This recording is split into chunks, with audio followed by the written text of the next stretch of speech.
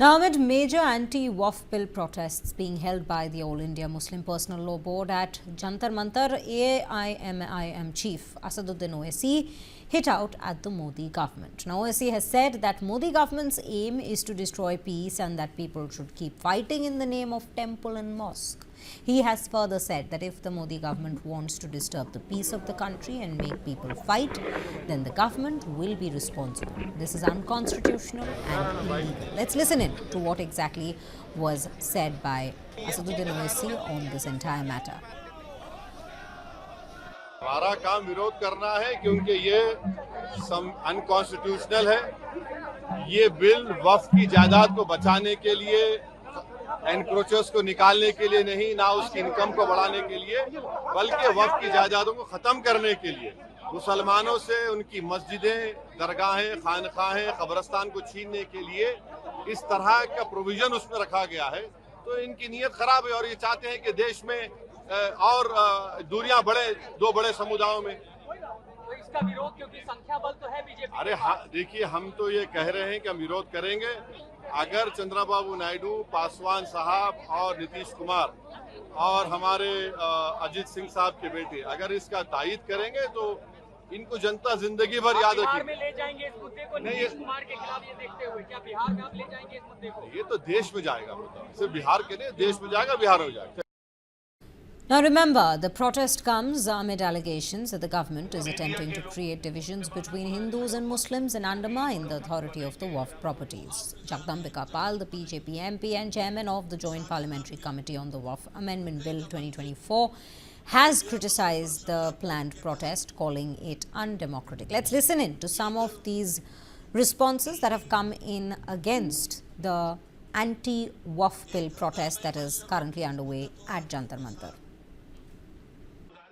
देखिए, मैंने देखा आज दिल्ली के जंतर मंतर पर all India Muslim personal law board के द्वारा प्रदर्शन किया जा रहा है। वक्फ बोर्ड का जो संशोधन का जो विषय आया है वह इस देश के गरीब मुसलमानों के हित में है।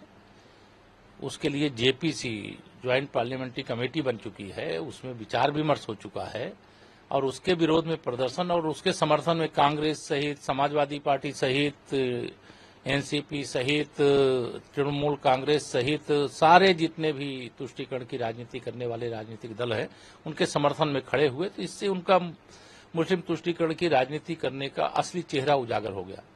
देखिए, जो वक्तव्य उन्होंने कहा उस पर तो उनका अपना विचार है, लेकिन मैं इतना कह सकता हूं कि कब्र से ज्यादा जरूरी जो औरंगजेबी सोच है उसको हटाने की है। ये औरंगजेबी सोच, ये चंगेजी सोच, ये तुगलकी सोच, इन सोचों ने भारत की पराधीनता की साया से भारत को मुक्त होने नहीं दे रहे हैं। मैं समझता हूं भारत एक स्वतंत्र और एक स्वाभिमानी राष्ट्र बन चुका है। अब इस प्रकार की सोच का कोई भी स्थान नहीं है। अभी आज की तारीख में वक्फ की प्रॉपर्टी से किसी गरीब मुस्लिम को या विधवा महिला बच्चों को क्या फायदा मिल रहा है? अभी तो रोज सुनाई पड़ता कि वक्फ की प्रॉपर्टी को किसी मुतवल्ली ने बेच दिया, कहीं वक्फ बोर्ड के किसी केयरटेकर ने बेच दिया।